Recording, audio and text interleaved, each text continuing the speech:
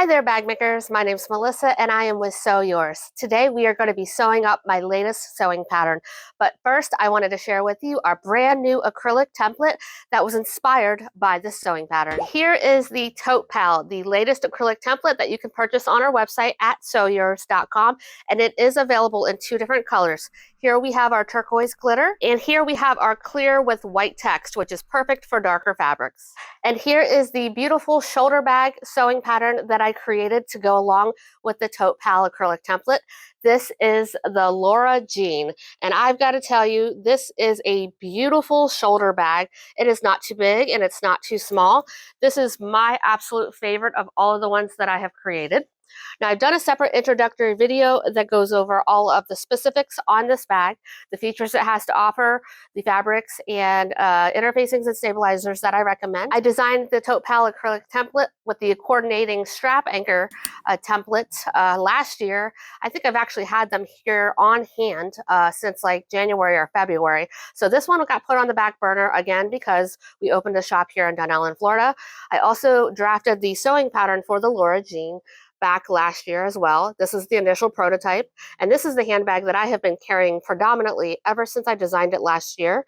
Once I designed the Uptown Swing, I've been going back and forth between these two bags. So let's quickly look at each of these Laura Jeans, but I have done a separate introductory video where I go over all of the features this bag has to offer, the interfacings and the fabrics and the stabilizers I recommend.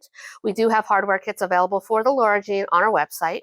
So you do not need to buy the acrylic template to make the Laura Jean. The Laura Jean sewing pattern does include the paper form of the template as well as the strap anchor.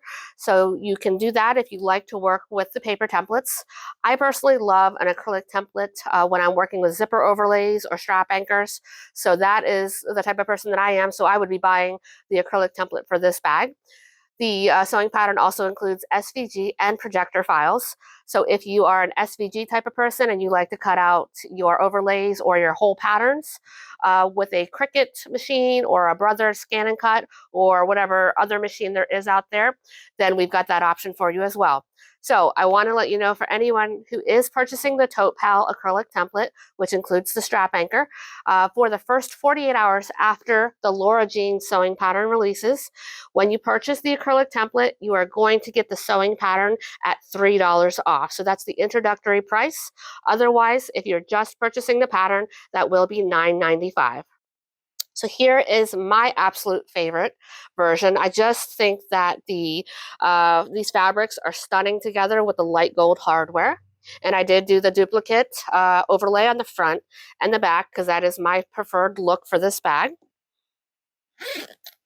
Here is the lining of this one. So I used some of our clearance cotton fabric that is currently on buy one, get one free for my lining. Hopefully you can see right here, there is the zipper pocket with the zipper overlay, which is our Pocket Pal, also another template that you can purchase individually. And we got a couple of slip pockets there. In the sewing tutorial today, we are making this beautiful fall-inspired Laura Jean. We've got our cottage flowers on brown paired with our chocolate Savannah suede. And we've got this zipper tape right here that pulls in those warm cinnamon colors. And I want to say that that color of zipper tape was called Spice. If I am wrong, I will put that on the screen with the correct name. Here is my zipper panel. Here is the lining. We used our cottage flowers on cream quilting cotton, which is exclusive to Sew Yours, in addition to the exterior fabric right here. For the written pattern, I made this beauty right here, which has tons of color. I used our Midnight Wildflowers printed vinyl for the exterior, paired that with our milled grain faux leather in black for the accents. Here is our zipper panel. And for my lining, I went with a nice bright pink batik fabric that we also sell in store and online. Now, there were a couple of pattern testers who wanted to also add a crossbody strap, so that is an option for you. In the video today, I will kind of briefly go over how they did the crossbody strap and how I also did another altered version of the Laura Jean and added my own crossbody strap to it, which I haven't shown just yet in the video. So if you also like a crossbody bag, you can certainly convert the Laura Jean into a crossbody bag and shorten your shoulder straps to make them grab and go handles. So that is an option for you too. I think it's just time to jump right in and start sewing up our Laura Jean. Let's go over all of the components that make up the Laura Jean. So I've got my pieces laid out here. I also have my completed Laura Jean so we can reference. We're going to start by talking about our exterior. All of my patterns include these little tabs to help you stay organized once you cut your fabric. For your fabrics, you could do any combination of cork, vinyl, waterproof canvas, quilting cotton, completely up to you. However, for your zipper overlays and your strap anchors, if you've chosen to use the strap anchors, you do need to have a non-fraying fabric, so keep that in mind. Anytime you're working with quilting cotton, you want to iron woven interfacing to the wrong side of your quilting cotton pieces. And if you are working with a fabric that has a subtle one-way stretch, especially for your overlays, you will want to iron woven interfacing to the wrong side. And for the overlays, I recommend trimming that woven interfacing about 1/8 of an inch smaller along the edges. That way you don't have the woven interfacing peeking out along the edges, especially when you have dark fabrics like I do on this bag. That would really draw your eye if you can see that woven interfacing peeking out. For mine, I've chosen to use our printed vinyl in the Cottage Flowers on Brown. This is a pebble texture vinyl. And I've paired that with my accent fabric, which is going to be the Savannah Suede in the chocolate color. For stabilizer, I recommend Decaville Light here, but you can use any stabilizer that you like to work with.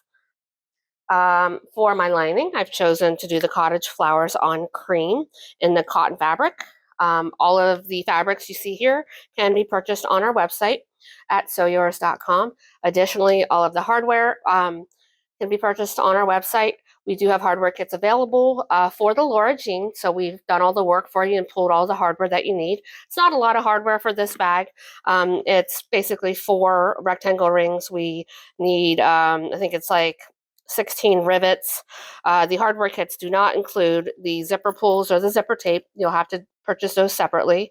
The hardware kit also includes a handmade bag tag instead of my personal one, obviously. So there's not a lot of hardware. Strap ends are optional. We'll go over that later when I show you all the hardware. And then most of the sewing supplies that you'll see in today's video can also be purchased on our website. So make sure you check out all of those items at sewyours.com. So we're going to go and start with the exterior top piece. You're going to need 2 exteriors and 2 woven interfacing if you're using a one-way stretch or a cotton fabric. So this is pattern piece A, 2 of those. So I've got mine right here. You're going to need 2 of pattern piece B, your exterior bottom. So I've got mine right here. Now I have sewn this together. I'll tell you about that in just a moment. Then you are going to need 2 of A1, which is your exterior stabilizer. And the pattern piece does instruct you to cut out this hole right here. That way we don't have to worry about ironing the stabilizer and then trying to cut it away later on when we're installing our overlay. So that is what your exterior stabilizers should look like. So you need 2 of those. So when you begin to iron on your woven interfacings to your cotton fabrics or any other fabrics that you're choosing to use it with, I recommend starting off by securing or sewing the exterior top with the exterior bottom piece like I've done right here. And then you can add your stabilizer piece because that way you don't have to turn your iron on and off or your heat press on and off. You can get it all done at once. So in order to do that, you take and center A with B, right sides together, clip this into place, and sew this with a 3/8 of an inch seam allowance. Then you are going to turn this right side out, pressing your seam allowances down, like I've done on this one right here. So these are in the down position. You'll come in and top stitch at 1/8 of an inch. And then I like to draw a line 1/2 of an inch away from one side and then another side, so 2 opposite sides, and draw my line. And then I know exactly where to place and center my stabilizer. So I've got my deck of a light already ironed onto this piece. So I'm just going to repeat this process off camera in order to get the second side constructed. So looking here at this Laura Jean, this is my exterior top, and here is my exterior bottom piece. Next up, we have our overlay. So this is our zipper pocket overlay, pattern piece G. Now the quantity of these is going to depend on if you've chosen to do the double overlay like I've got on this bag, or I'll show you a photo on the screen of some testers who opted to do the strap anchors on the back exterior right here instead of an overlay. So you'll need 1 to 2 overlays depending on what you've chosen to do. Now I have already prepped mine out. We'll go over that a little bit later. But you're also going to need stabilizer. Your stabilizer is going to be G1 or H1. So if you're doing the double overlay, you're going to need 4 of G1. If you are doing 1 overlay and 2 strap anchors, you're going to need again, I should say 4 of these stabilizers, because those are all going to be tucked right here behind the rectangle rings. That gives it added security because there's going to be a lot of tension right here. So you don't want any stretching of the fabric. So that's why you need the stabilizer here. Now I'm not doing it on my bag, so I didn't cut it out for these 2 pieces. But I will roughly show you how to do the strap anchors. It's basically the same process as the zipper pocket overlay. So determine how you want to do your bag, double overlay, single overlay with strap anchors, completely up to you. The inspiration for the Laura Jean was born out of me wanting to create an acrylic template to be able to have a zipper pocket and then have the handles attached to the template, or I should say the overlay. So I actually designed this first, had the template made, and then I designed the Laura Jean bag after the fact. So we have these templates available for purchase on our website. These are sold separately from the sewing pattern. We have them available in 2 colors, in the clear with the white text, which is perfect for working on top of dark fabrics because that text really pops.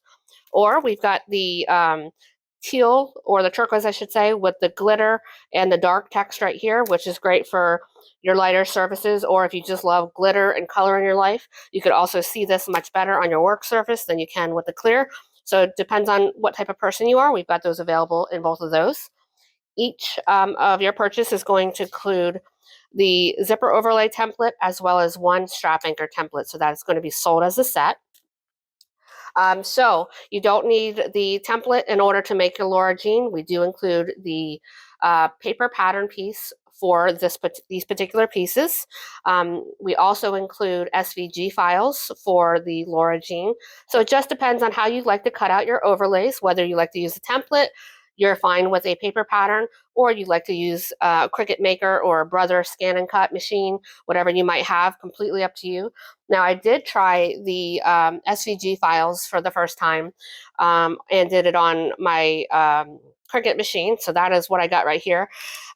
I like it because it is perfect around the edges, but for whatever reason, my machine tends to overcut the corners, and you probably can't see this on camera. So I've got 2 little cuts that are extra right here. Once it's all constructed, I'm sure I'll never even notice it, but I did want to point that out. I personally am a template girl. I'd rather use a template than the paper, and probably wouldn't be using the SVGs myself again in the future. So those are options for you for your overlays and your strap anchors. For the first 48 hours after the Laura Jean is released, we are making the Laura Jean $3 off whenever you purchase the overlay templates right here. So keep that in mind. Grab that pattern if you want to get the templates and save $3. Okay, next up, we will go over all of our pockets for our bag. So this is pattern piece F. This is our zipper and slip pockets. Now the amount that you are going to be cutting is going to depend on if you're doing the single overlay or the double overlay. So in my example right here, I need 4 cut because I've got 1 zipper pocket here. I've got a zipper pocket on the back. And for my lining, I've got my zipper pocket and I've got my slip pockets right here. So for the double overlay, you want 4 of pattern piece F. If you are doing the single overlay on the front, with the strap anchors on the back, then you only need 3 of pattern piece F. I've got my woven interfacing already ironed onto all of these pieces. Moving on to our lining, we have pattern piece C. This is our lining top. You need 2 exterior and 2 woven interfacing when you are using cotton or a one-way stretch, vinyl or cork. We've got 2 of the lining bottom piece. This is pattern piece D. I'm using quilting cotton, so I do have the woven interfacing already ironed onto them. This is a personal preference for me, but I like to match my exterior here with the exterior on the inside. That way it's like nice and seamless versus if I were to do the printed right here and then the solid on this inside. Completely up to you on how you like to do your bag. Now on this one, I also have my zipper panel matching my exterior, but I'll show you another example in a moment where I've done the contrasting fabric for my zipper panel. You'll need 2 of each of those pieces. Next up, we have pattern piece J. This is our lining pocket zipper overlay. You'll need 1 of those in a non-fraying fabric. I've already prepped mine out by adding double-sided tape to the wrong side. And you will need pattern piece I, your slip pocket trim. You'll need 1 of those in a non-fraying fabric, and I've also prepped that one out. So those pieces are found right here on the lining. And then this little accent right here that gives some extra sturdiness to your slip pockets. This piece is completely optional. This is our zipper tab. This is pattern piece K. You'll need 1 of those in a non-fraying fabric, and a zipper tab would be placed on the edge of your zipper right here if you're not using a zipper end hardware piece like I've used.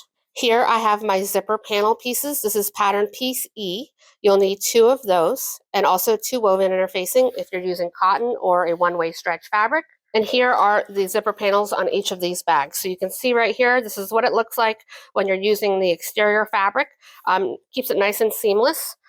However, if you would like, you can do your accent fabric here, and it adds a little bit of contrast. I decided to use the contrasting fabric here because I was using a directional print, and I thought it might look a little bit strange having the directional print like this. So that's why I used the contrasting fabric for my zipper panel there. Lastly, you'll need 2 shoulder strap pieces. Now, this is going to be 4 inches wide in order to accommodate the 1 inch wide rectangle rings, and your length is going to vary anywhere from 27 to 30 inches. You can make that whatever length that you'd like to make it. I've drawn a line down the center and added double-sided tape along both sides of the line drawn, just getting those ready for later. If you've opted to add a crossbody strap to your bag, then you'll want to shorten your shoulder straps and make them grab-and-go handles. So that is something to keep in mind. And then obviously, if you're doing a crossbody strap, you'll also need to cut that 4 inches wide by roughly 55 to 60 inches in length. So here is another version of the Laura jean that I made. Basically, I heavily modified the Laura jean just to show you that this template can be put on any bag pattern that is like a basic tote, and it really dresses it up. So for this one, I added 1 inch to both sides, 2 inches to the bottom right here. I cut the top straight instead of the gentle curve on the Laura jean. I omitted the zipper panel and added a couple of magnetic snaps.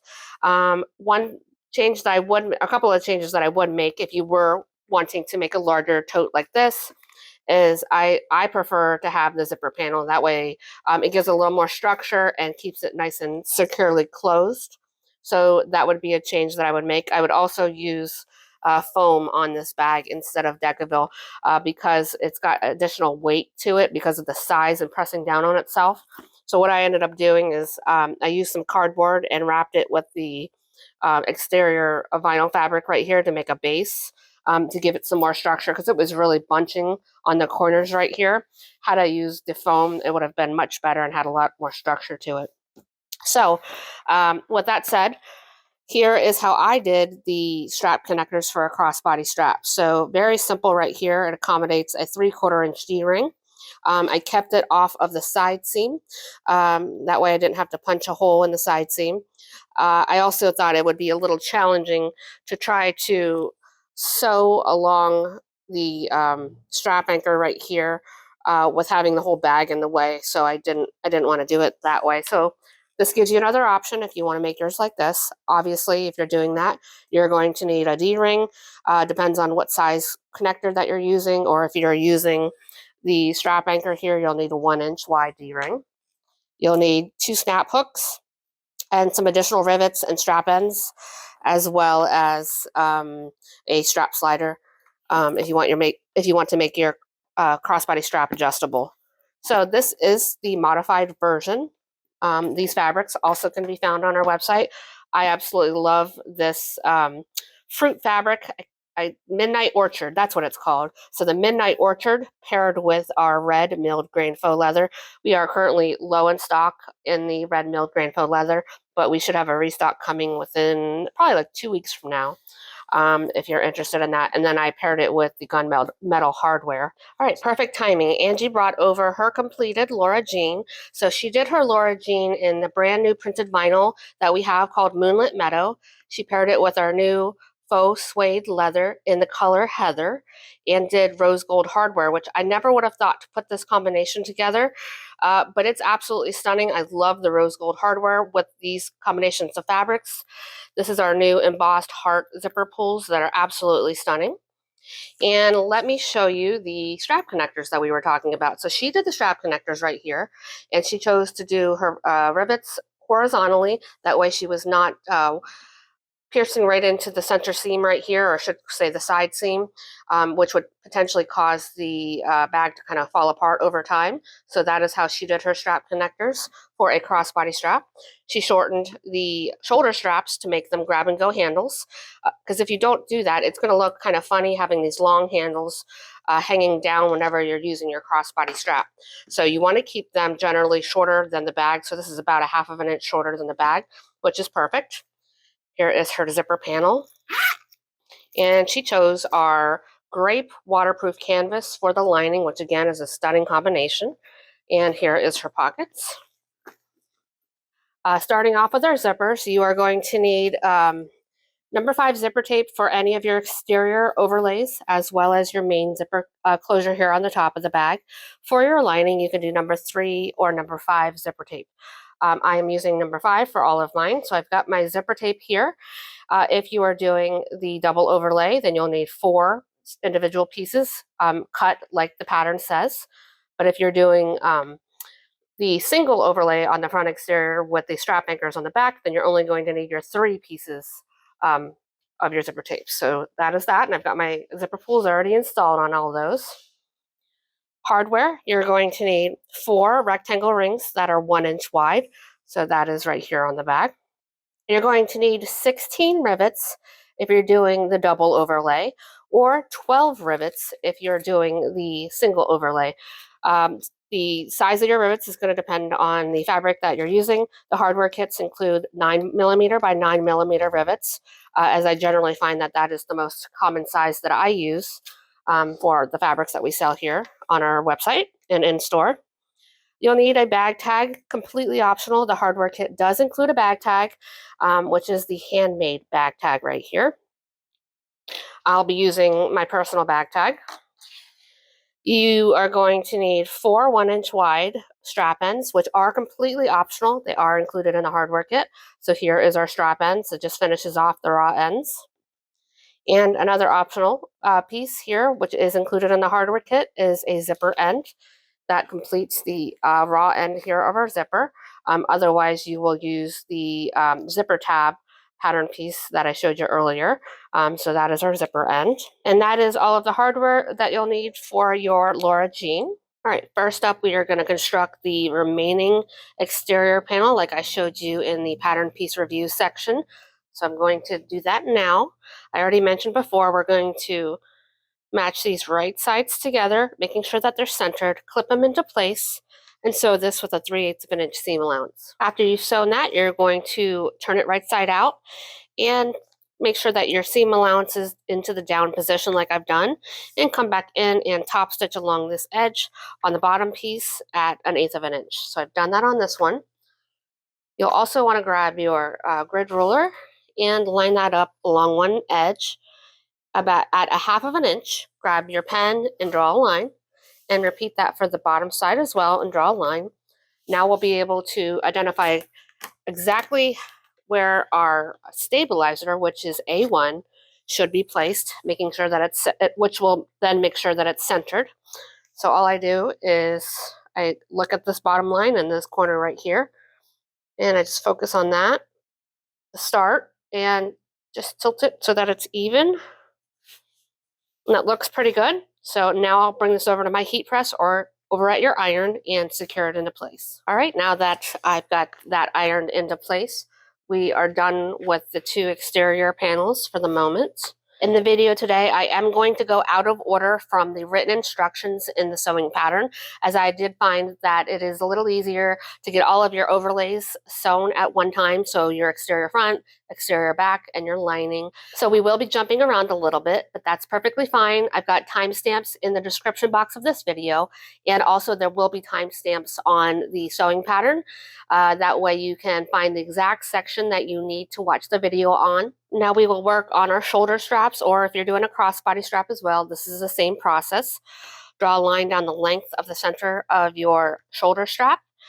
Apply some double-sided tape along both sides of the line drawn. Remove the paper backing from the tape and fold in the edges to meet the line drawn, which I've done on this one. Once you've done that, fold this in half once more, clip it into place, and you are going to sew along your shoulder strap and or your crossbody strap on each side at 1/8 of an inch. My shoulder straps are now top stitched, so we can set those aside. Also, if you did a crossbody strap, you can set those aside.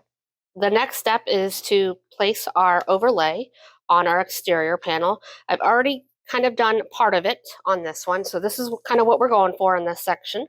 So if you're doing 2 overlays, you're going to obviously have one on the front and one on the back like I'm doing. But let me just show you what I've done. Grab your 2 rectangle rings. Remove the paper backing from the 2 parallel pieces that are alongside these bottom rivet holes.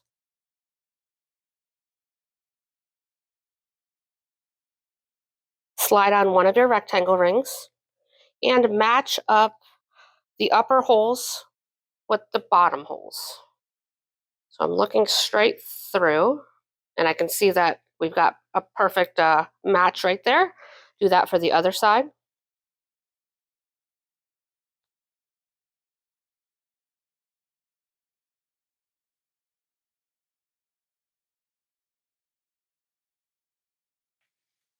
Now you will see that the bottom of the template, or I should say the overlay here, is peeking through the window just a hair. So we want to trim that down. So you just want to trim it back behind the window.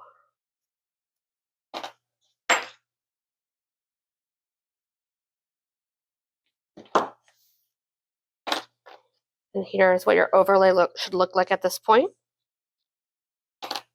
Now grab your exterior panel. So if you're doing the front exterior or whatever one you want to be your front panel, grab pattern piece A, and you'll want to cut with your X-Acto knife along the red line here.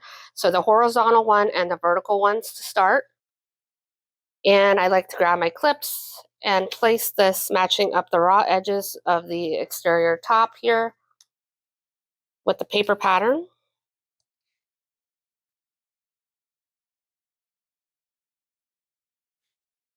Next, grab your air erasable pen. It's important that you have a pen that's going to erase. And fold back that portion you just cut out from the pattern along this dotted line. Grab your pen and you're going to just do the corners. That's all you really need to do right here. This is going to tell us where we need to match up our overlay so we have a perfect centered and even placement. Next, remove the double-sided tape from the rest of the overlay.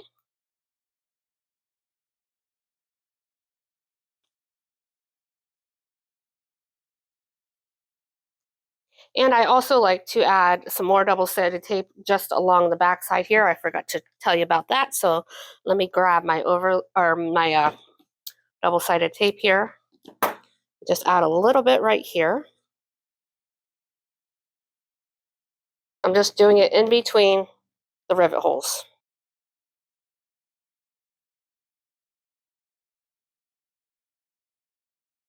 All right, next we are going to be matching up this top edge right here of the overlay with the lines that we drew when we transferred that from the pattern piece.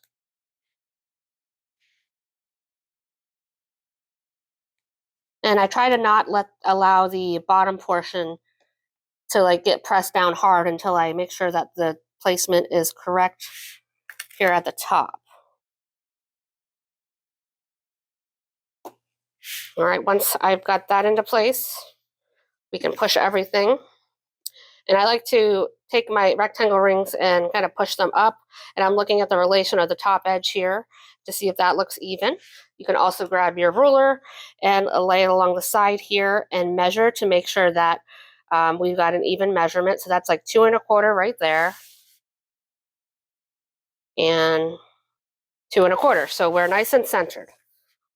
So you'll want to do this process for both the front exterior and the back exterior if you're doing a double overlay. Now I wanted to show you a little trick for sewing on your overlays so that way you don't see your back stitching. So I've just got some scrap fabric right here that I have sewn a single line of stitching. One of them I did my back stitching. So here on the left you can see better from the back side my back stitching here where I started and where I stopped. And obviously it's a duplicate, like extra stitching right there.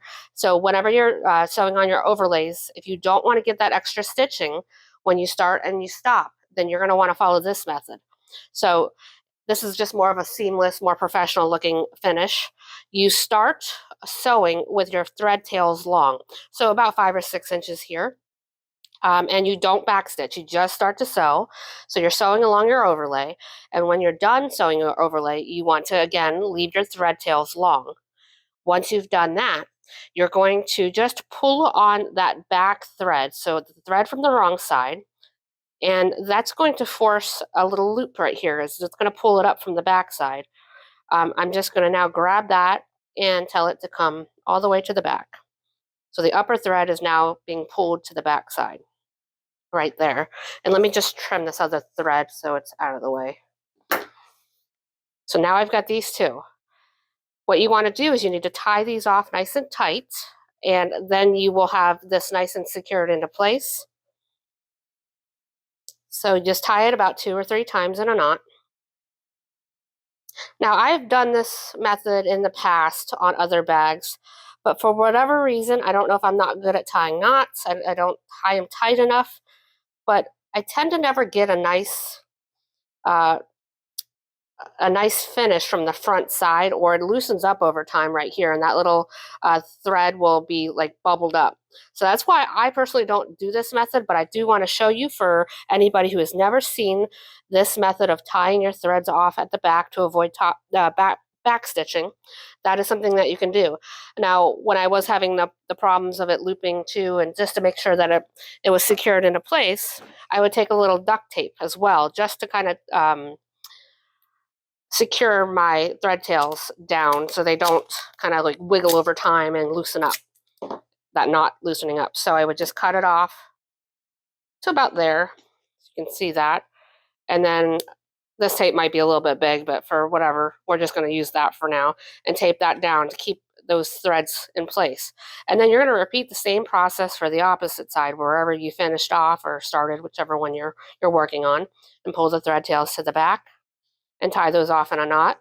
Tape them down if you wish, like I've done, but that's just a little trick in order to keep a nice, seamless, professional finish on your top stitching. We're going to start off now, and I'm going to show you how I like to backstitch, or I should say, how I like to top stitch the overlays in place. This is just what my machine seems to like to do with relation to the presser foot that I have on my machine. I'm going to show you my way, but you are more than welcome to do it however you'd like. And I do show you in the written instructions on how I recommend sewing this into place. So first up, when I get this underneath my sewing machine, I like to sew along this side right here, along the rectangle ring, as close as my presser foot will allow me to get. And I generally do a complete back stitch here. So I'll sew one direction, sew the next direction, and then be done with that. Then I'll repeat the same process for this side. I want back stitching here for sure, because this is a big stress point on the bag with the handles being there. Once you do that, you're going to come in if you want to do it my way. And you're going to put your needle down in the center here on the bottom of the overlay. And you are going to sew along this edge at 1/8 of an inch, top stitching it, until you reach the line of stitches that you just did when you went across the rectangle ring. So you're going to stop there. I'm going to backstitch here and I'm going to backstitch here. You can pull your threads to the back. Then rotate this underneath your machine and repeat the same process for this side. Once you've done that, you can come in along this edge right here, so this top edge, and at the middle, sew along this edge to meet the line of stitching that you did here initially. Then flip this back around and repeat the same process right here. I am taking you along as I sew my overlay here. I thought I had my mic on, but apparently I didn't. So here I am sewing right along those rectangle rings. I am using a 5mm stitch length, but if you're doing this on an industrial, it'll probably be 6 to 6.5mm stitch length. I am back stitching here because I want to make sure that this portion is definitely secured. Trim down your thread tails as you're working. And you can see here I've got a very narrow presser foot on. You can also use your zipper foot here if you'd like. Take your time and go really slow and grab your stiletto, as this is going to help you to keep the fabric flat as you're sewing around the edges. I like to keep mine horizontal with the bed of the sewing machine versus doing it pointed and creating a hole in my fabric.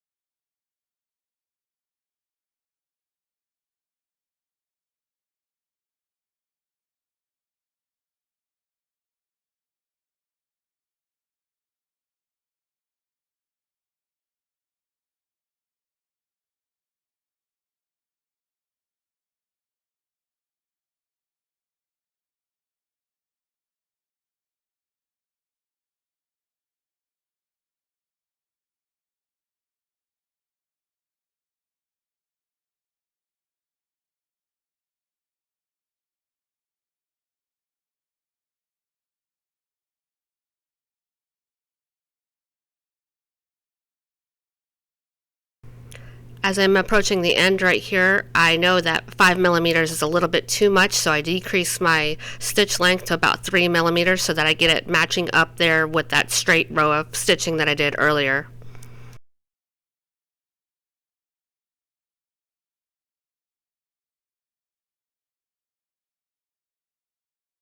Now rotate this to sew the opposite side.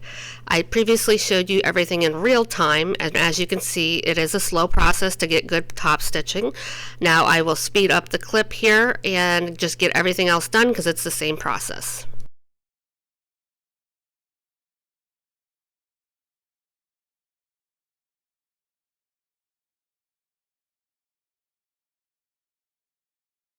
We're going to sew along the top edge in the same way, from middle to outside, flip it over, middle to outside.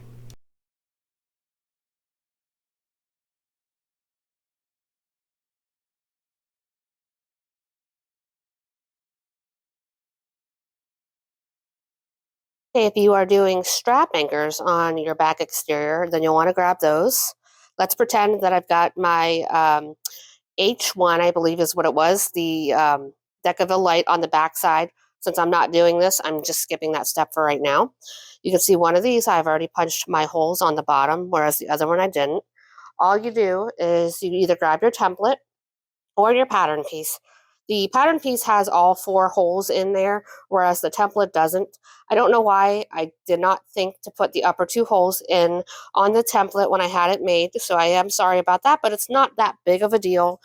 We can still mark our holes and fold everything over. So just lay your template or your pattern piece on top of your fabric on the right side and mark your holes. Then grab your leather hole punch and punch them out. Next, grab your rectangle ring and slide it over the little tail right here. And we're going to flip this around. And you want the edge of the tail, is what I'm calling it, to be over that bottom set of holes right there. Now let's look at it from the front side. I think I can fold that down just a little bit more. Now if you're using that paper pattern, and you can also refer to the paper pattern and just transfer those upper markings, this is basically what we're going for. This is how it should look.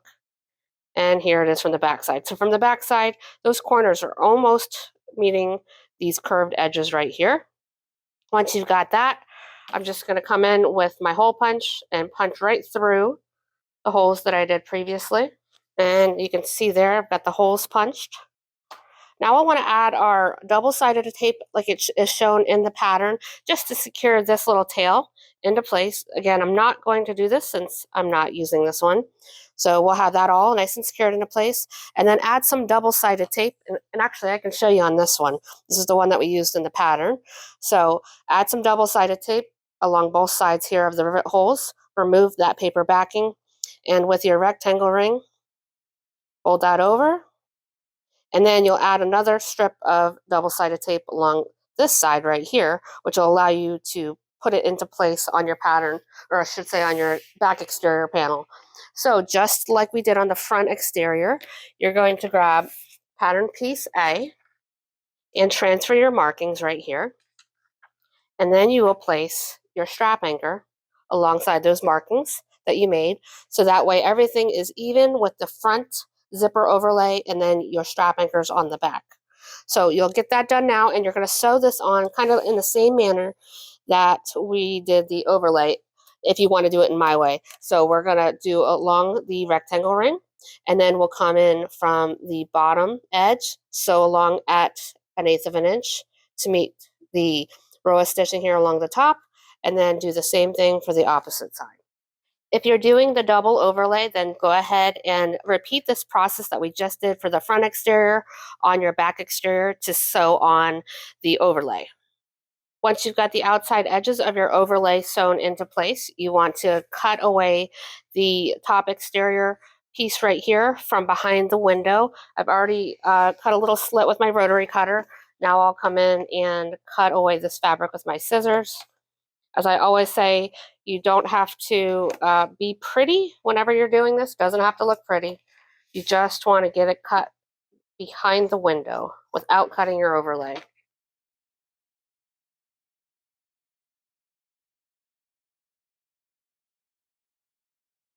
Okay, to keep the process streamlined, since we're doing overlays, let's just work on the lining one as well.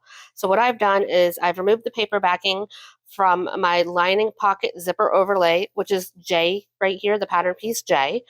And I have centered this, placing it 1 inch down from the top center of my lining bottom piece, which is pattern piece D. Now I will go over and I will sew along the outside edge of my lining overlay. Once the outside has been sewn on the lining panel, cut away the fabric from behind the window. Right here is our lining panel with the fabric cut behind the window. Next, we are going to work on pattern piece F, which is our zipper pockets. So we've got zipper pockets and slip pockets, but we're just working on the zipper pockets now. You will need your zippers. So if you are doing 2 overlays, you'll need 2 number 5 zipper tapes, as well as 2 of pattern piece F. If you are doing 1 overlay, then on the exterior, then you're only going to need 1 zipper and 1 pocket. And then for your lining zipper pocket, you can use a number 3 or a number 5 zipper, completely up to you. And you'll need pattern piece F. So since I'm doing the double overlay, I'm going to have 3 sets of zipper pockets. Now I've already done some prep work on each of these, and I'll explain what I've done. First up, you are going to match up the zipper tape with the short end of your lining zipper pocket F piece right here. I've already got, like I said, the woven interfacing on the wrong side. Clip this into place and sew along here with a 1/8 of an inch base stitch. Once you have sewn this into place, you're going to take the zipper tape and bring it to the opposite side of the zipper pocket and match that up. Clip it into place and sew this with an 1/8 of an inch base stitch. Then this is what it's going to look like. So here I've got my tube. So this is my pocket, and I have added some double-sided tape along both sides of the zipper tape. Do that for all 2 or 3 zipper pockets, depending on if you're doing the double overlay or the single overlay. All three of my pockets are now constructed, and I've got the double-sided tape along each one of those. So those are all three. You'll have two, again, if you're doing the strap anchors on the back exterior. Let's pair up our pockets now with all of our overlays. So for now, I'm just gonna put them together because I'm gonna bring these over to my sewing machine and get them constructed. I'll show you what I need to do. So we got one for that one for this one, and one for this one.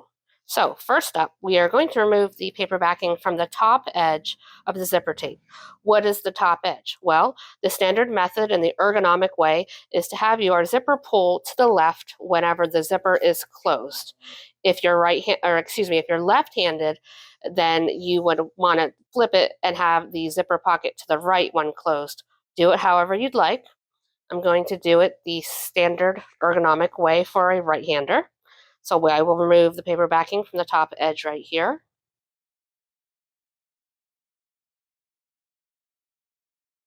And I'm going to place this behind the overlay window, centering my zipper. Let me do that off camera because it's hard to do when the camera is in the way. Okay, I've got that top edge into place with the double-sided tape. Now we are going to flip this out of the way, remove the paper backing from the bottom edge, and secure this into place as well. All right, that is secured into place. And this is what it's looking like. I absolutely love this spice-colored zipper tape with the cottage flowers because it really brings out that warm cinnamon orangey color right there. Thank you so much to Sharon, our employee here at our Sew Yours Dunellen store, for helping me pick out this combination of fabrics. It is so perfect for fall. I cannot wait to see this bag completed. All right, so now what I'm going to do is I'll repeat the same process for the remaining exterior panel. That's going to be my back exterior, as well as my lining panel with the zipper in it. And then I'm going to take this over to my sewing machine with the pocket in the down position. We are going to come in and top stitch along the top edge of the overlay window at 1/8 of an inch. Okay, I have top stitched along this top edge of the window on this one. And here's the back, so nothing special right here. It's just top stitched along the edge. For the next one, I took it a step further to show you the next step. So this one had the top edge top stitched. I also top stitched the bottom edge, and in order to do the bottom edge, you have to flip your pocket to the up position. Otherwise, you will close your pocket up when you're doing that top stitching. So flip the pocket to the up position, and then come in, moving your zipper out of the way to top stitch along the bottom edge of the window right there, like I've done.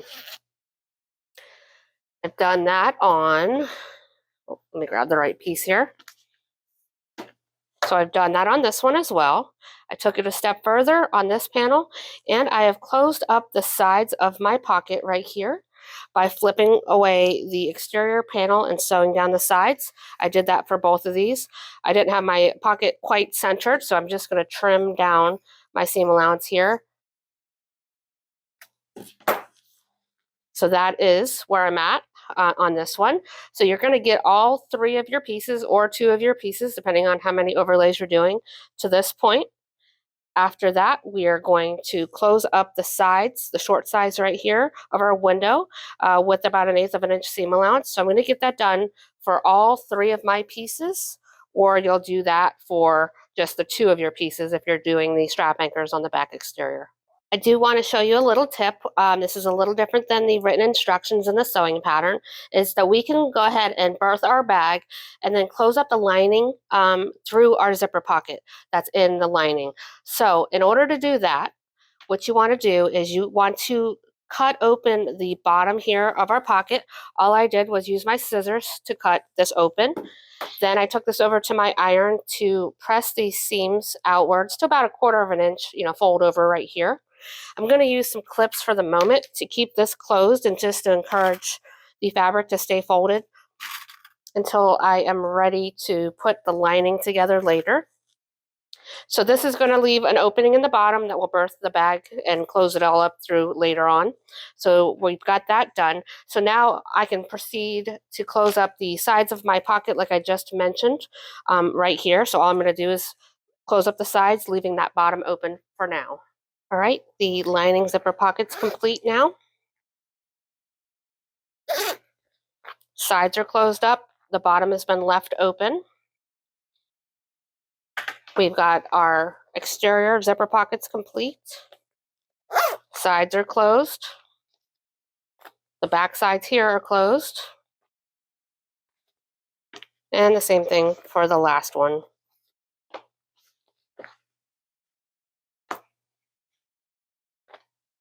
Now it is time to install our bag tag, if we're using one, as well as our rivets on the exterior panel.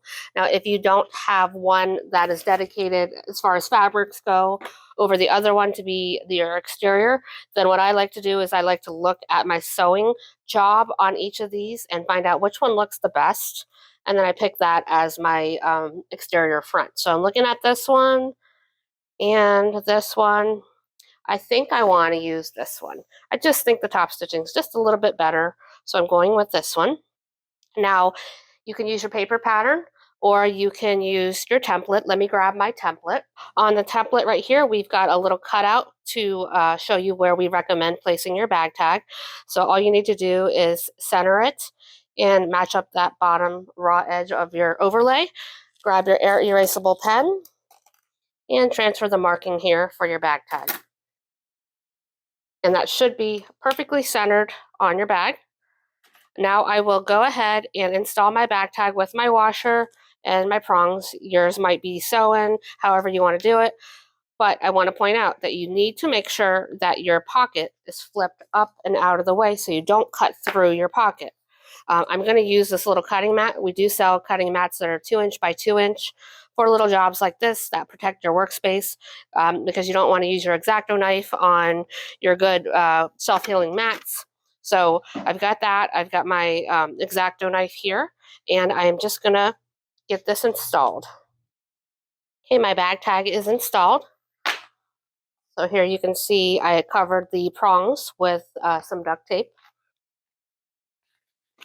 And we need to punch holes now through our top exterior panel because we don't have it going through the whole entire way just yet. So I'm going to grab this little cutting mat, put it behind here, and I like to use my Japanese hole punch, which we do sell on our website, to help me to do this. You could also use your leather hole punch, but it gets a little difficult because there's not very much space here for the fabric and you'd have to punch up a lot. That's why I love the Japanese hole punch. It lets you get to places that you can't do with a leather hole punch. So now we just go and punch through the holes that we have here in our overlay. Insert your rivets. Now I'll take these over to my rivet press to set them. I got my rivets set, and I've installed them on my back panel as well. If you're using the strap anchor, then it's the same exact process. So you would have already had your rectangle ring on here and this sewn onto your bag, just like this. Now you'll just pierce through the rest of the way in order to get your rivets through both the strap anchor as well as the top exterior pieces, or I should say the back exterior in that case. So we've got our exterior now ready to go, and we're going to sew this together. Now, this is kind of fun for me because I'm doing something new that I've not done before. I learned this by looking at the pattern testers' photos. I had noticed that the bottom of their bag was top stitched here. I've never done that. I've never worked with a sewing pattern of somebody else's that had done that before. And I didn't know how to do it because I just couldn't make sense of it. So I asked Angie, which is one of our employees here at our Sew Yours shop, and she explained how to do that. So I'm going to do that today in the video. Again, this is new to me, so it's not in the written instructions. So let's get this done.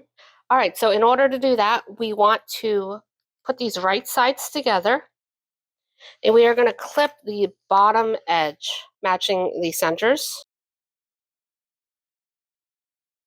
Take this over to your sewing machine and sew this with a 3/8 of an inch seam allowance. Okay, I've sewn along the bottom edge right here. And now what we want to do is we want to take our seam allowances in opposite directions. So we want to make sure that we open them up. And I'm going to have to do this at the sewing machine as I'm sewing. But I'm going to make sure that I lay them down with the seam allowances opened, and I'm going to top stitch along the left and the right side of the seam at 1/8 of an inch. All right, here is the bottom center top stitched. The next step, and then let's just show you the back side here with the seam pressed open. The next step is we are going to place right sides together, paying special attention to match up the side seams here where the contrasting fabric meets the printed fabric. We want to make sure that those are matched up perfectly.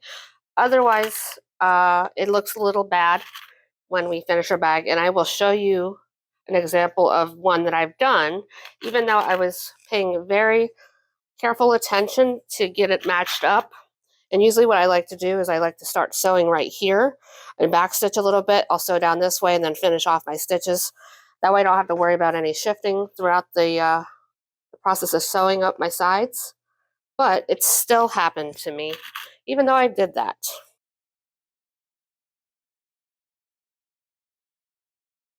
Okay, so that's what I'm talking about is right here on the sides. So I've got a nearly perfect match right there on this bag.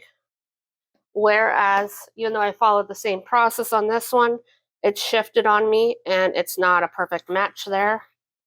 And it's even worse on this side. It is what it is. It's a handmade bag. There's going to be imperfections. So let's get this sewn up along the left and the right hand sides at 3/8 of an inch. Okay, my sides are sewn up. Now I can peek down in there and look at the side seams and see how they came out. So let me take a look and see if I can see it. It's too dark. I can't see it. I don't really want to turn it right side out. And honestly, I don't like picking stitches in vinyl or cork because they leave holes. And I don't want holes in my bag. So I'd rather have that little imperfection on the side seam, if it was there, which I can't tell right now, like I said, than picking out my stitches and redoing it. So what I'm doing right here, and I'm just talking and not telling you, is I am taking my bottom seam right here and my side seam, and I'm bringing them together to box my corners. Just like this. I'm going to open up the side seams, just like that, and grab my quilting clips, because those are a little bit more secure than the vinyl clips. And we're just going to box our corners. So this is what my side looks like, and my bottom. So I'm going to repeat this for this side.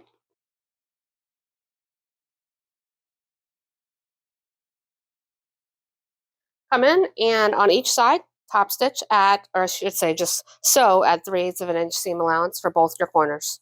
Okay, my corners are now boxed. I did do a second row of stitching close to the first row of stitching because that when you turn that right side out, a lot of times you'll see a little bit of like stitches kind of pulling in the seam. This way it helps to redistribute the weight and the tension and all that. So that's what I've done there.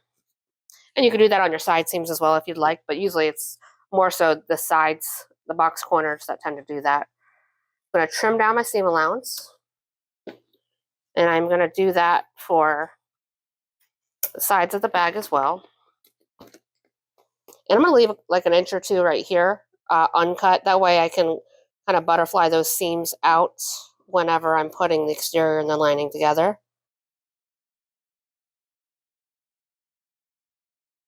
And here is the exciting part. We get to turn it right side out and take a look at what she is looking like.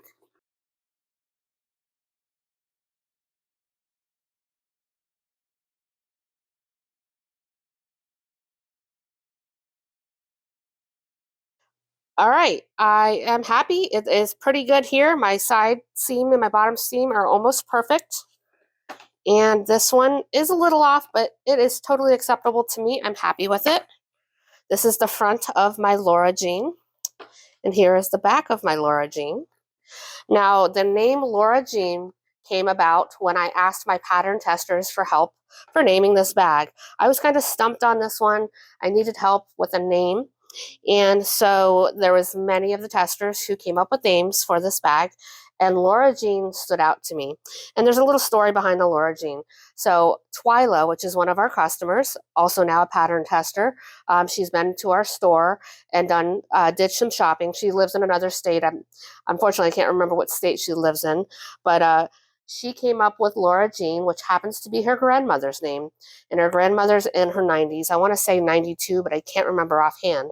But Twyla's grandmother, Laura Jean, supports her bag making journey. And so I just thought it was the perfect name for this bag, kind of like a classic, older fashioned name. And I think it just suits this bag perfectly. So that is how the Laura Jean came about. Moving on to the remaining lining bottom panel, which is D. We've also got our slip pocket trim, which is I. What I've done with that is I've drawn a line down the center and I've applied some double-sided tape along both sides of the line drawn on the wrong side. I've also got the final zipper and slip pocket piece right here. So in this case, we are making our slip pocket. So what you want to do with the slip pocket is you are going to meet up the short edges and then clip along the left and the right hand sides and sew with a 1/4 inch seam allowance. After you've sewn the sides, then trim down your corners right here to reduce any bulk. You can also trim down the sides of your seam allowance.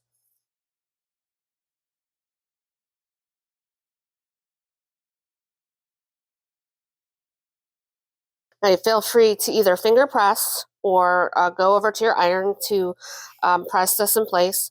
I'm just going to finger press and then base stitch along the top edge at 1/8 inch. Remove the paper backing from one side of your slip pocket trim.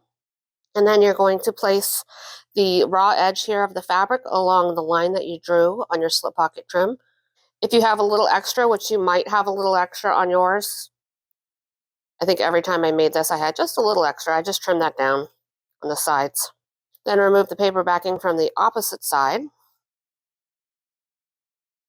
Fold this over. And my tape does not want to stick today, so I'm just going to clip this in place. Take this over to your sewing machine and sew along this raw edge at 1/8 inch. Place your slip pocket 1 inch down from the top center of your lining bottom piece, which is pattern piece D. I still need to mark my center, so I've just folded this into half and cut a little notch in there. And then I take my quilting ruler and put it down at 1 inch. And then I just take this and fold it in half to find my center and just kind of lay it down here. Take this over to your sewing machine and sew along the left, the bottom, and the right hand side at 1/8 inch, and then divide your pocket however you see fit. I'll be doing mine right down the middle. My slip pocket is now complete, so I've got a divided slip pocket right here. We'll set that aside. Now we are going to move on to creating our zipper panel. So you'll need pattern piece E. You should have 2 of those. So here are my zipper panels. And you will also need your main zipper closure with your zipper pull installed. You'll need your zipper end hardware if you're using that, or your zipper tab if you're going to use that on the end of your zipper. Also, with the zipper end hardware, you'll need a screwdriver. We do sell these on our website if you need a screwdriver. It has multiple tips in there that you can change out. And let's start by prepping our zipper. So first up, you want to make sure that you sear the edges of your zipper tape. That way they don't fray. And then we are going to take this corner right here where the zipper teeth is and bring it over to meet the outside edge of the zipper tape. Just like that. So hopefully you can see that. I'm bringing it closer to the camera here. Once we do that, we are going to flip this back on itself. And this creates a nice 90-degree angle, or I should say a 90-degree curve for the zipper tape. Let me show you from the back side. I'll probably clip it so you can, my fingers aren't in the way. So here is what the back side looks like. And then here's my front. We're going to do this for the opposite side as well.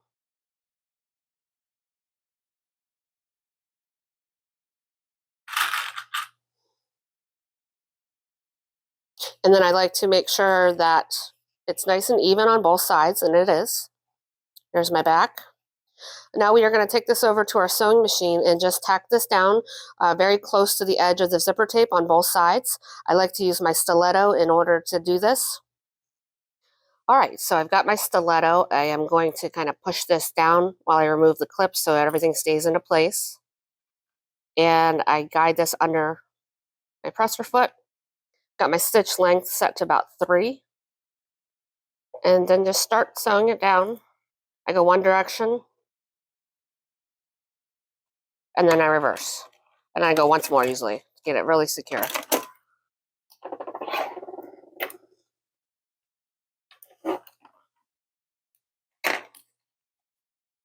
And my stiletto keeps rolling away. And then there is my front and my back. And I'm going to do the same thing for the opposite side. If you don't have a stiletto, I highly recommend getting one. It makes binding and doing things like this so much easier. We do sell some budget-friendly ones on our website.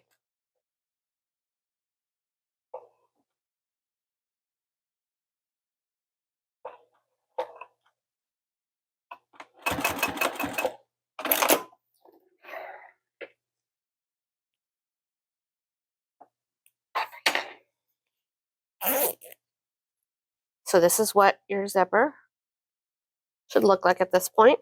Our zipper has been prepped and it's ready to go. Grab one of your zipper panel pieces. I've already prepped this out by drawing a line 1 inch away from the short raw edge and applied some double-sided tape along the outside edge right there. So I've done that for both ends as well as the second zipper panel right there. I need to find the center of my zipper panel, so fold those in half and just clip a little notch here. Do that for the other side.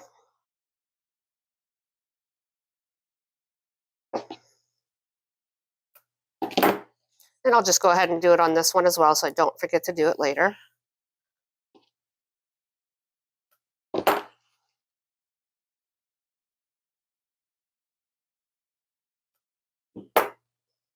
Okay, so the first thing you want to do is remove the paper backing from one side only of the zipper panel and fold in that raw edge to meet the line that you drew just a moment ago. Crease that. And we're going to grab our zipper tape and we are going to find the center by where we had the little notches right here done. Putting these right sides together, I'm going to unzip my zipper. I am then going to take this side with the curved edge of the teeth and place it right here where the middle is of my zipper panel. I'm going to clip this into place.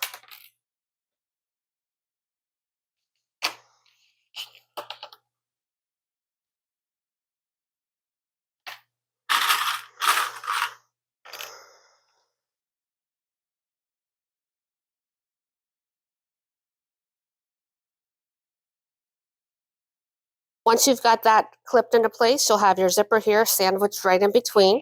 The folded edge is on the back side right here. And I'm not clipping straight down to the edge. So what I'm going to do at the sewing machine is I'm going to sew down this side at 1/4 of an inch. And when I'm getting close to the end here, I would say about 2 inches away, I am then going to fold this edge up and make sure that it is even with the bottom side. So we might need to adjust that slightly due to stretching in the fabric as we're sewing. So I'll bring you over to the sewing machine and you can watch me do it. All right, I've placed my magnetic seam allowance guide at the 1/4 inch mark. This helps to make sure that my seams are nice and even and straight.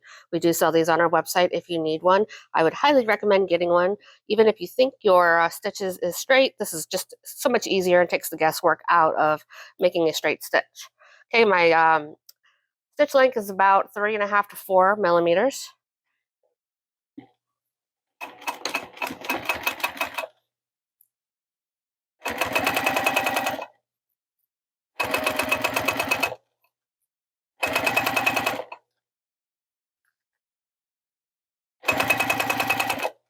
Okay, now I am about 2 inches, maybe 2.5 inches away. I am going to then fold this up so I can see that I need to fold it about here, which is just a hair over the line that I drew. So there was just a little bit of stretching. So remove the paper backing from your double-sided tape. I'm going to continue to sew just for a moment while I get a little bit closer. And then That looks nice and even, so I am making sure that these two edges right here are even with each other. I feel like I need to do it just a little bit more. So let's see. I don't know if you can see. It's probably about a quarter of an inch actually folded over more than where the line was. So that is why we don't do both sides folded over to start with.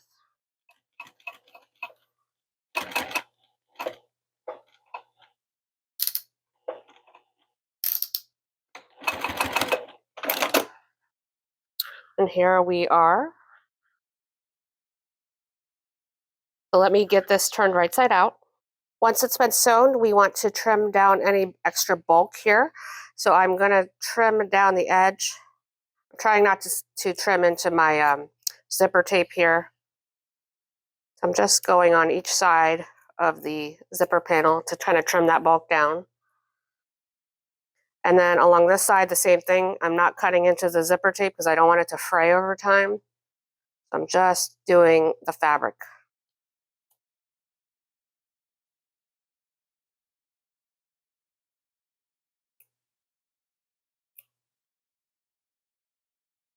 Now, since there is an extra fold here, it's pretty considerable. I am going to come in and pull that tape away for the moment. Cut down here and cut over. Get rid of that extra bulk right there. For the moment, I'm going to put a clip on here. That way it doesn't unfold. Just like that. Now we can turn everything the right side out.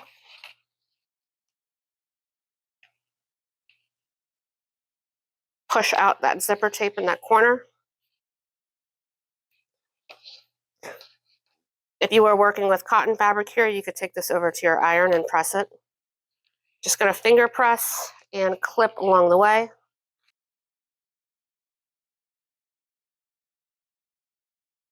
And then when I get to the end right here, I'm going to remove this clip. Meet up those folded edges.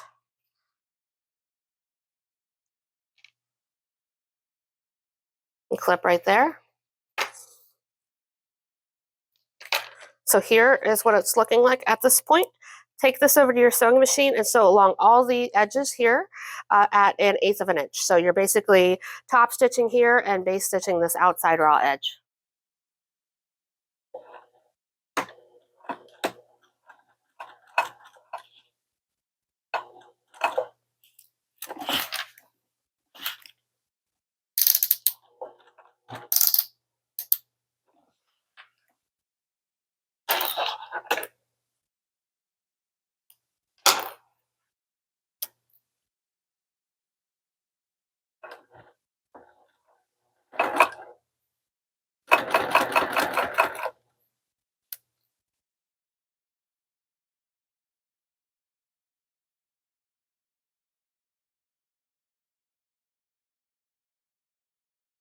Okay, side 1 of my zipper panel is now complete.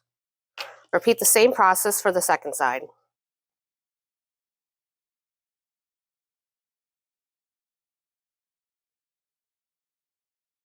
I am now approaching the end of the second side right here, and I wanted to point out that you want to make sure that your previously constructed zipper panel side here is the same length as the one you're sewing. So what I've done is I just zipped up my zipper just a little bit to get everything even, and then I'm laying everything together and trying to get everything straight to make sure that the second one that I'm sewing is even with this first one. And from looking at it, it looks pretty good. I've already folded my top edge, but it does look like I need to fold that up just a little bit more. Just like that. So hopefully you can see it. Let me move the camera for you. So you can see all of these folded edges right here are just about the same. I might have to unfold that bottom one just a hair, make sure that it's even. So let me finish sewing. I'm going to unzip the zipper again to finish my sewing.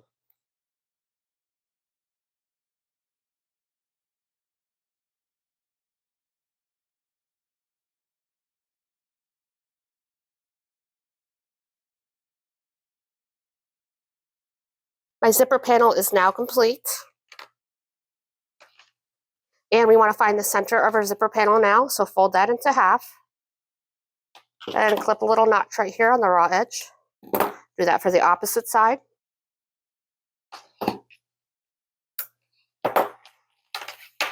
All right, now you want to grab your bottom lining panel that has your zipper pocket in it. Find the top center of that, and you've got your center already marked in your zipper panel. If we are making the bag the ergonomic way for a right-hander, your zipper is going to be to the left when closed on this panel. This is going to put the zipper panel on the back side of the bag. So let me show you what that means. So here is our front, and then here's the back of the bag. So the zipper panel is going to be here on the back side of the bag on the inside. And when the zipper is closed, we are going to have it here on the left side. So if you want to make this for a right-hander, then you're going to flip your zipper so that it is in this direction. And I'm going to do this way right here. So find your centers and clip this into place. And sew this with an 1/8 of an inch base stitch along this edge right here. Once that has been sewn, you are going to grab your lining top panel, which is C. Place that right sides together with your zipper panel, matching the centers. So let me find my center of this. So I'm doing the bottom center. And while I'm at it, I'll do the top center as well. So whenever we put the bag together, I know where my center is. The right sides together, centered.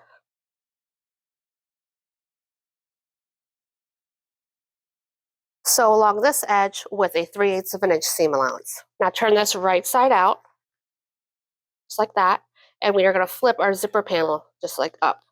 So this is going to ultimately just make the bottom, the seam allowance right here go to the bottom side naturally. So finger press your seams right here, and you're going to come in and top stitch along this edge right here on the bottom panel at an 1/8 of an inch. Okay, I've top stitched this edge. Now you might experience some pulling or stretching of the fabric as you're sewing, which will cause this to be a little uneven, or perhaps you did not cut it perfectly. So we can just trim that down. So let me show you right here how I don't have it in a nice even. So I can use my rotary cutter, but I don't. My cutting mat is right here, flipped upside down. So I can't do that right now. So I'm just going to trim it with my scissors, just like that. So I didn't trim at the top because I want to make sure that that stays the same, but I just kind of eased that in. With a 3/8 of an inch seam allowance, we really won't have to worry about anything not being quite perfect. It'll be all fine in the end. Now we got to repeat the same process to attach the opposite side of our zipper panel to the opposite lining panel right here with our slip pocket. So I've already got my center marked right here. So we are going to now place the right side right here of our lining panel. It's facing up. And we have our wrong side of our zipper panel. So this is the wrong side of our zipper. We're putting those together. And we're going to base stitch this with an 1/8 of an inch seam allowance. Okay, that is now sewn into place. So we are going to grab our remaining lining top panel, which is pattern piece C. And I did not find the centers of this one yet, so I need to do that. I'm going to do the top and bottom centers. And then we are going to take that bottom straight edge. So here's our bottom straight edge, and match that with the zipper panel, making those right sides together. Make sure that you flip your other lining top piece out of the way. All right, and now we're going to sew this with a 3/8 of an inch seam allowance. Okay, that has been sewn. So now we need to flip everything up, which is going to make that seam allowance on the back here naturally fall down to the bottom position. Let me show you on the back side here. So you can see right here that seam allowance wants to go right to the bottom position. We are going to top stitch along this edge right here, making sure that our seam is nice and flat. So top stitch along here at an 1/8 of an inch. Okay, this side has now been top stitched. So this is what your lining should look like at this point. Here is the back side. I am just loving all of these warm and cozy colors for the fall season. And now we are going to place these right sides together. I am going to match up the side seams right here where the lining top and the lining bottom come together, making sure that those are matched perfectly, just like we did on the exterior.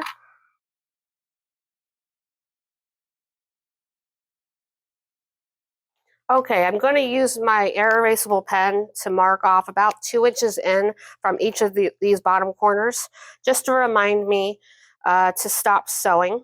I want to leave probably a little bit bigger than that actually. I want to leave a nice gap right here in the center that we're not going to sew, so that way we can birth the bag through this opening in the lining later.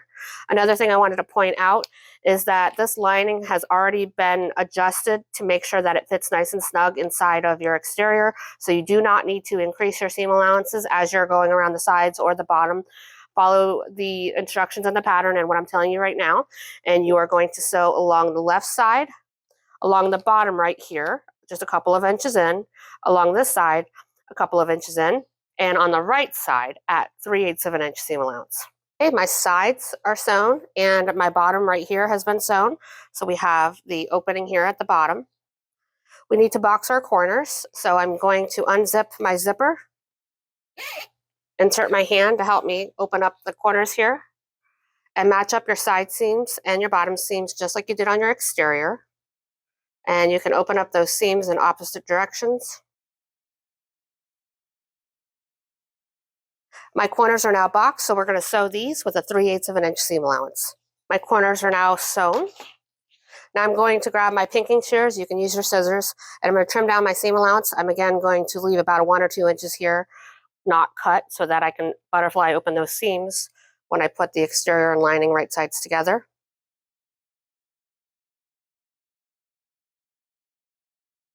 At this point, I'm just going to remove my clips from my pocket because that is staying in place. So here is our lining. I'm going to unzip the zipper the whole way. So this is where we're at.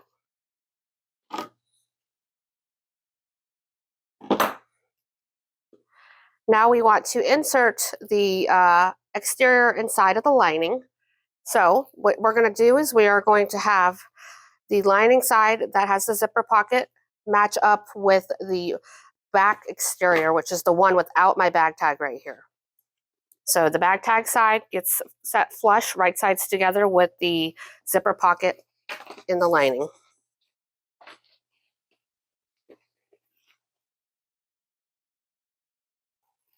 Now you want to make sure that the zipper stays out of the way whenever you're sewing.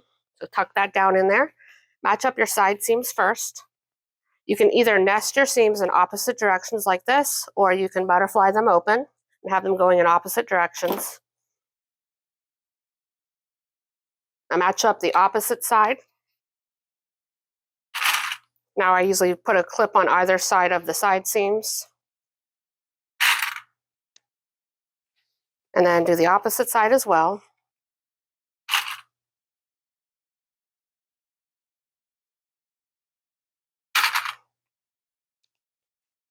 Now we want to match up our front and back centers. So I've already got the notches here for that. And also, my zipper panel is up and out of the way.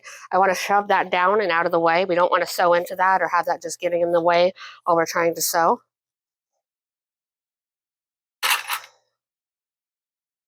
And then I usually do a clip on either side of that.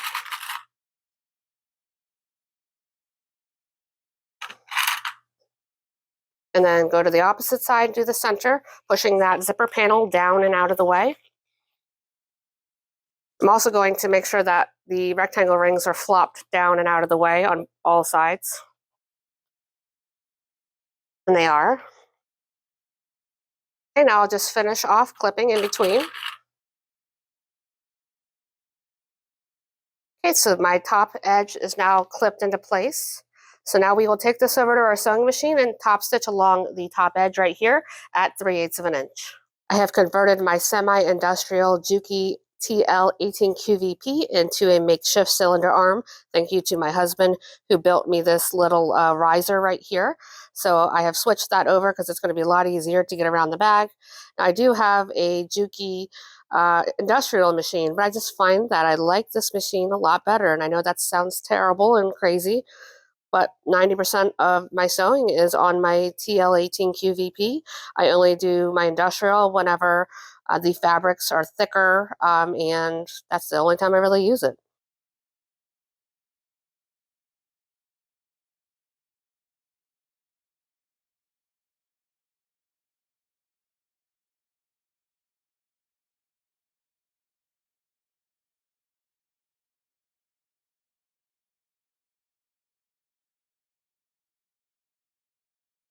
All right, the top edge has now been sewn. Now you want to use your pinking shears and your scissors to cut down your seam allowance. Before I do that, I usually like to come in first and cut some notches with my scissors around these curved edges. So just little V's. This helps for the fabric to lay flat when we turn the bag right side out.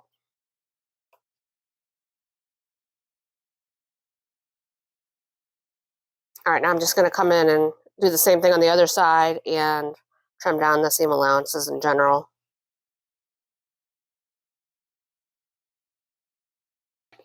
The other way, instead of doing like big chunks, you can just come in and make little slits about 1/4 of an inch or so away from each other. Do that all around the curves. So different ways of doing the same thing to get the same end result.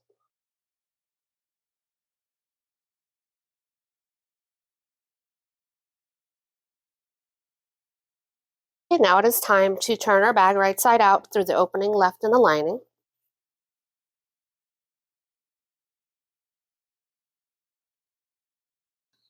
Now with your hand inside, you will need to push out where the lining and the exterior meet. Because of those curved edges there, you want to definitely make sure you get them pushed out.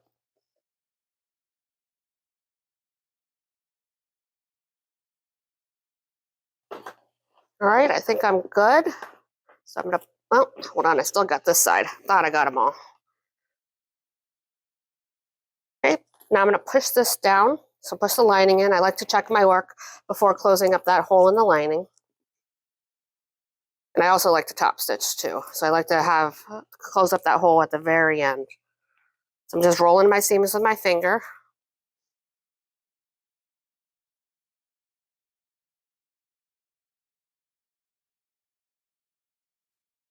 All right, let's look and see how the sewing looks. There was nothing that was missed or caught in the seam by accident. So I'm very pleased. Now I grabbed this tool right here. I don't know what it's called, but I'm gonna put a link in the description box below if you guys are interested. It's basically one of those tools that I believe you use for pressing key fobs. So whenever you have key fob hardware and you want to clamp them closed, it's nice and flat in between here. I think my husband actually sanded it down a little bit extra for me because there was some burrs in it when I did receive it. But I use this sometimes on my side seams or any seams that are really thick.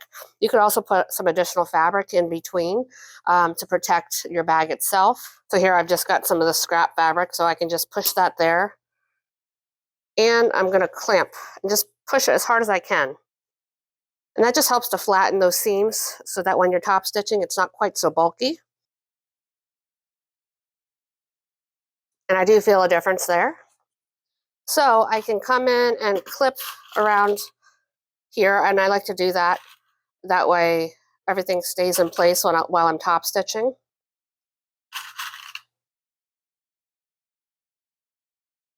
All right, let's go over to the sewing machine and top stitch this at 1/8 of an inch.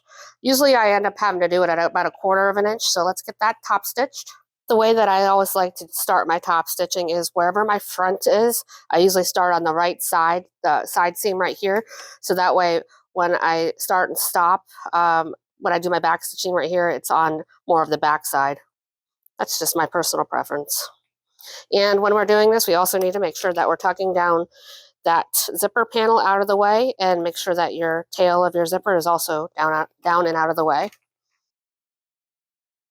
I'm going to switch over to my Teflon foot for this particular process because this printed vinyl is just a slight bit sticky. I don't want to have any problems with my stitches. So I'm going to put my Teflon foot on now. Take your time top stitching here. Increase your stitch length to about 5 to 6 millimeters, depending on if you're working on a domestic, semi-industrial, or industrial machine. I've got mine set on my Juki here at 5 millimeters.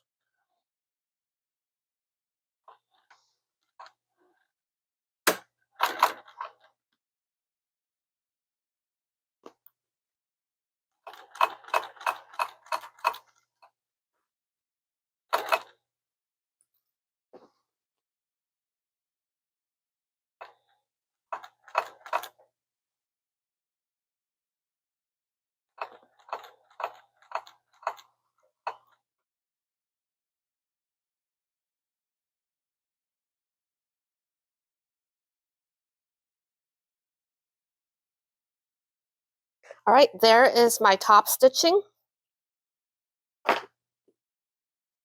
And that it did end up being more like 1/4 of an inch.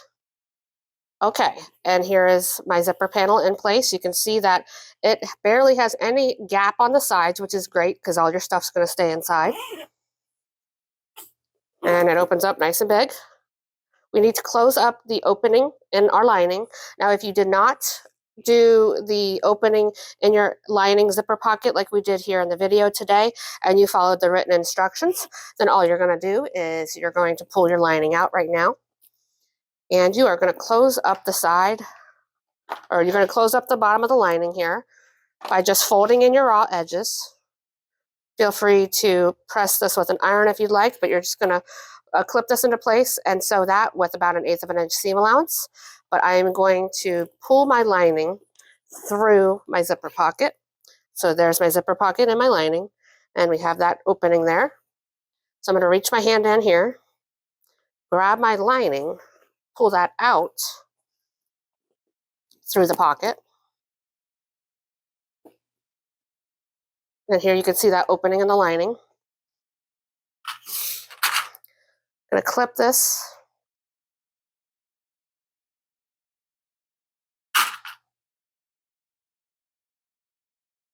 And we're going to close this up with a 3/8 of an inch seam allowance, since that's what we did on the bottom of the bag. So let me sew this with a 3/8 of an inch. All right, it's closed up, so we're going to push that through our pocket. And we can make that nice and flush on the bottom. Now we are going to get our clips, and where we had previously pressed the seam, we'll reclip this here on this side. And close up the pocket lining here with 1/8 of an inch seam allowance. Okay, that is closed, so push that down inside, making sure that you push your corners.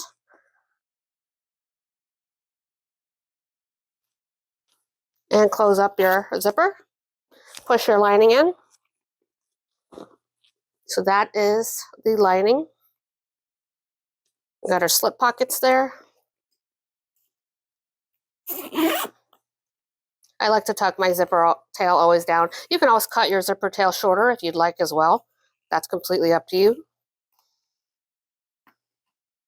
And I designed this bag so that the zipper panel sits up like that. So it's just a little peak of color. So now all we have to do is add our handles or our shoulder straps, whatever you want to call it. I'm going to add strap ends to mine because I know that my strap ends will still fit through my rectangle rings when they're installed. Now I did include a rivet guide. I need to go find that. Here's the rivet guide that I've included in the pattern. This is going to help you to evenly space double rivets on each of your ends of your strap here. So you can use this if you want, but if you already own the Sew Yours Rivet Pal, which I use all the time, then you can use this as well. Let me show you how to use this one. It's the same process as using a Rivet Pal. So we go ahead and find the raw edge, the side here that says raw edge, match it up with the raw edge of your strap right here. And it's 1 inch wide, so make sure that it is flush with the edges of your shoulder strap. Grab your air erasable pen and mark your holes right here.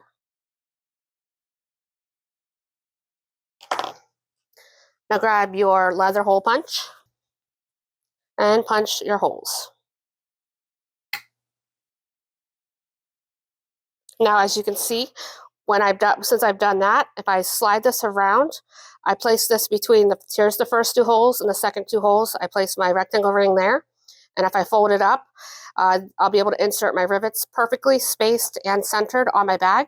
So let me just get the holes punched on all sides of my strap.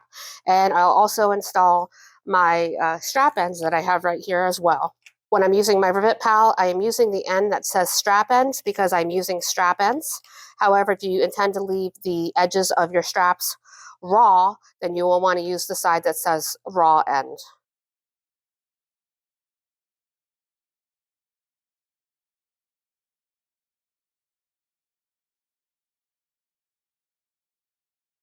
Okay, I've got my strap ends installed and I've got all of my holes punched here on both sides of my straps. I've already installed the straps on one side, so this is what it's going to look like. And I like to do it so that I've got the seam here, the open seam versus the folded side on the inner part of the bag. That's just how I like to do it. So I am going to fold this over and grab a couple of rivets, put them in the first two holes right here.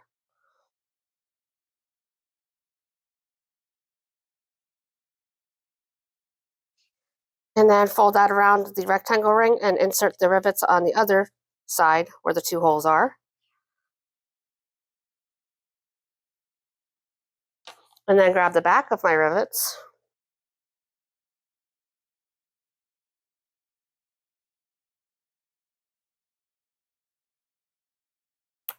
And then I'm going to set that.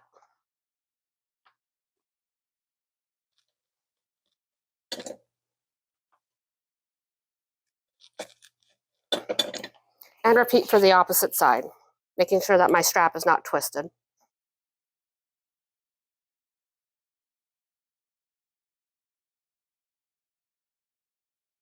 And there you have it. This is my completed Laura Jean ready for fall. I'm not sure if I'm going to put this one on display or the blue floral one. I love the blue floral one. I want to keep it for myself, but I think that one's just stunning. While this one is just as well, but we'll see which one I end up putting into the store display.